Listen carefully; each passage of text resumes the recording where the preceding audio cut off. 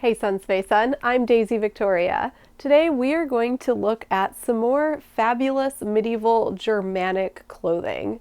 I'm a huge fan of the entire Holy Roman Empire throughout the Middle Ages and Renaissance, and today we're going to look at a dress style that's sort of a variation of others that we've done on the channel before, but we haven't done this exact one. So it'll be a really fun look at just a different variation that brings some of the others together. Now this is a type of dress style that I really love, and though there are many images, I'm going to start us out with one particular image just to get the base design of the dress down. And that image is an engraving of a woman holding a shield with a swan on it. The engraver is Martin Schongauer. He is a German engraver from the 1400s or the 15th century. And this particular engraving is from around 1480. Now to get us just a little bit of background, Martin Schongauer is originally from Colmar. Colmar is now in France. Because this image is from the southern region of Germany, we're going to see a lot of similarities to styles of clothing that are from the southern region of Germany and going into Switzerland and Austria as well. Now this is an area that I personally love. You may have noticed I've already shared a couple of Swabian gowns here on this channel, and so this is honestly another variation of something that goes right along with those gowns. There are many examples of this gown throughout German engravings and paintings, so I'll share a few with you here just so you can get an idea of how sort of widespread this look is, and then I'll tell you a few things that capture the look that I'm going for. So what we can see in these dresses is that they're pleated at the front and also at the back. Now this pleating did vary over time, so there's more than one way to do it. In the particular dress I'm looking at, it's kind of a pretty simple pleating, so I'll show you that as we go through making the dress. Now these dress styles evolve from dresses that are not pleated at all, or dresses that are just kind of gathered into a belt.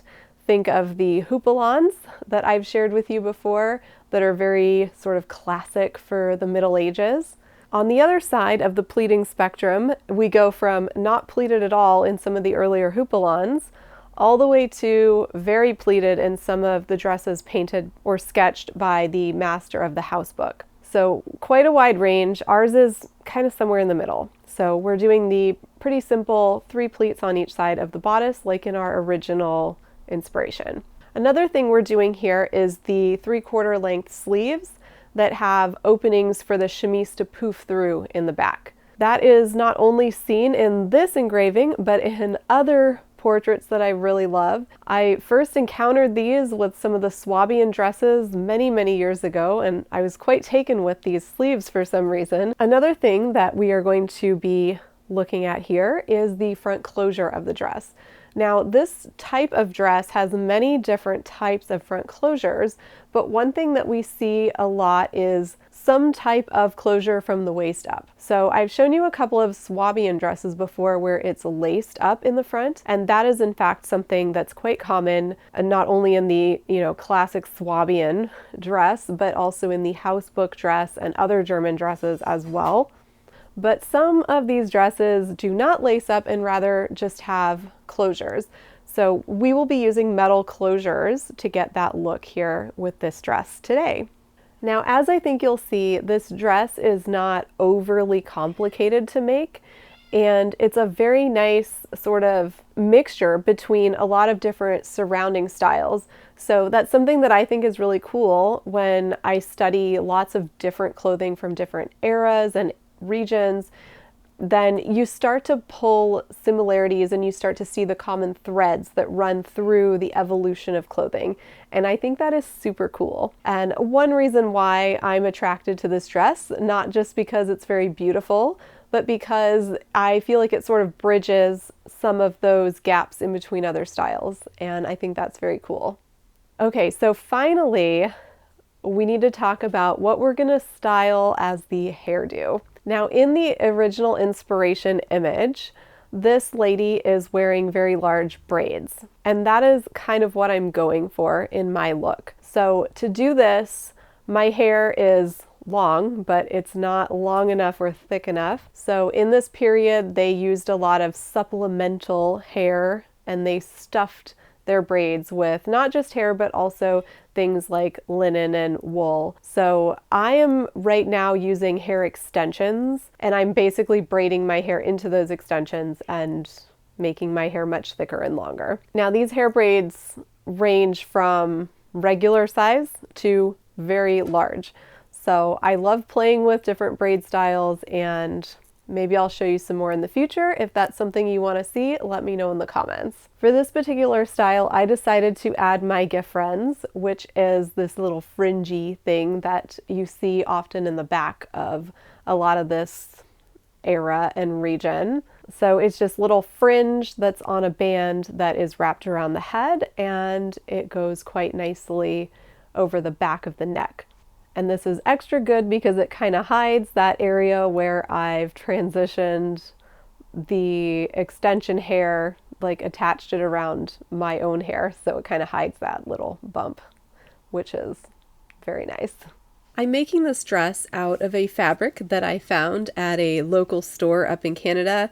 I know you guys are always asking me where I got these fabrics, and this is another local find, though there are similar fabrics that you can find online as well. This fabric, as you can see on the back, has a lot of threads, and it's not going to be really good for wearing. Like, I feel like I'm going to snag the threads on myself at many times. So what I'm going to do is line everything, and I found a lining on the discount rack before Joann's went out of business, RIP, and I'm using that fabric to line this entire dress so that I don't get any of those snaggy threads. Now, the pattern of this dress is kind of like my houppelande. The biggest difference is that it's very sloped out in the front. So whereas the houppelande is a little bit straighter on the front, this dress flares greatly at the sides as well as the front and the back, and that gives me plenty of fabric to do the pleats. Now the sleeves, you saw these before in another Swabian video, so they're kind of a typical Swabian sleeve. They're just my sleeve pattern made to be shorter and with a portion cut out. The sewing of this dress is quite similar to sewing a houppelande, at least until you get to the pleats. So for this part, I'm adding gores into the sides because I want there to be plenty of volume, more than what I had available in the width of the fabric. So the gores are just triangles, and I've made a triangle as long as the entire pattern piece, so armpit to floor. Easy peasy.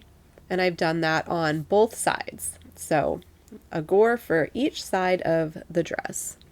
As you can maybe see here, the pattern is tapered a little bit at the back there, and then it flares out from there.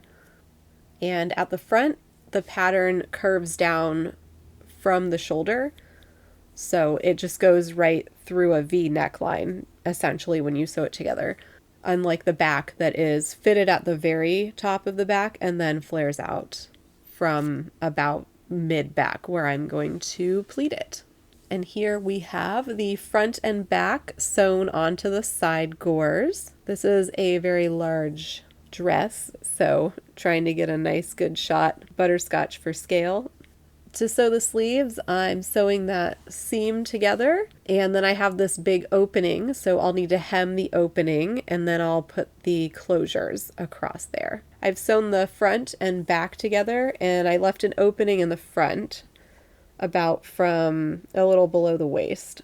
And now I've attached the sleeves to the arm size. These are fitted sleeves. These are a sleeve patterning style that we see throughout the region in this period.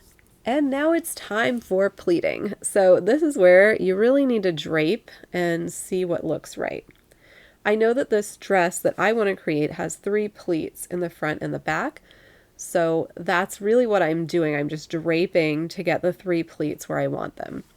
So while I'm doing this, I can give you a little bit of engineering or structural background on why I patterned the dress the way I did. So as I've learned from a lot of pattern drafting, theatrical, modern, historical, all of it together, when you want something like this, so you want a lot of extra in the front there that you can use to pleat, you're going to need it to come from somewhere, right? So that is why instead of going flat in the front or even remotely near flat, and also the back as well, that is why I have included so much extra fabric. So it's like putting an extra gore in the front and back. So you could do it that way too. But you need a lot of extra there, and having it on the bias also gives you a nice drape. So as that bias cut flows in, it's going to drape in a more interesting way than if it was just all straight grain. I did need to play with these pleats quite a bit to get them exactly how I wanted them. The print on the fabric is a nice guide to make sure I have them the same on one side as on the other, but eventually I will just measure these out flat and make sure it is the same. So once I have the pleats where I want them, I want to make sure that they're the same, right side and left side, or at least very close to the same. So I decided which side I liked best, and then I'm basically just transferring where the pins are, marking those pleats on that side to the other side so that they'll be the same. And here we are measuring out the pleats on the back as well. So same process, I'm making sure that I place them in the same spot on the right and the left sides of the garment. Once you're done pinning and futzing with the pleats and getting them just right, you will need to sew them in place. Now obviously you can sew them by hand as they would have done in period. This fabric is so busy, and I'm going to put a belt there as well, that honestly I don't think anyone is going to see machine stitches. So I went ahead and did this by machine, and I can assure you they're not visible at all when I wear it. So I think it was a good choice. But you can always do it by hand or machine, depending on your project and your preference. The other thing that I will obviously need to do here is hem my openings on the dress. So I need to hem the neckline, I need to hem the sleeves, and I need to hem the lower edge of the dress. I feel like I used to show those steps a lot during sewing, and lately I haven't been. I guess I just kind of feel like they're standard, like I do it on everything. And maybe something like this weird pleating is a little more interesting. So here we come to the front closures. I have these metal leaf clasps that I thought matched the fabric really well, so they kind of just blend right into the theme. But if you look, you can tell they're leaves, and I think that's very fun. I measured these out so that they were equally spaced, and I sewed them on. And then here's the dress on my mannequin with a belt. I also used the metal clasps on the sleeves, and I did make the sleeves a little bit small, so I didn't end up putting one near the elbow. So that way my elbow has plenty of room to move about through that opening. So basically I have one above the elbow, and then I have one at the bottom of the sleeve. And you see these dresses in period with various locations of the sleeve closures. So you could add just 2, you could add like 3 or 4, depending on what look you're going for. And finally, let's see this dress in action.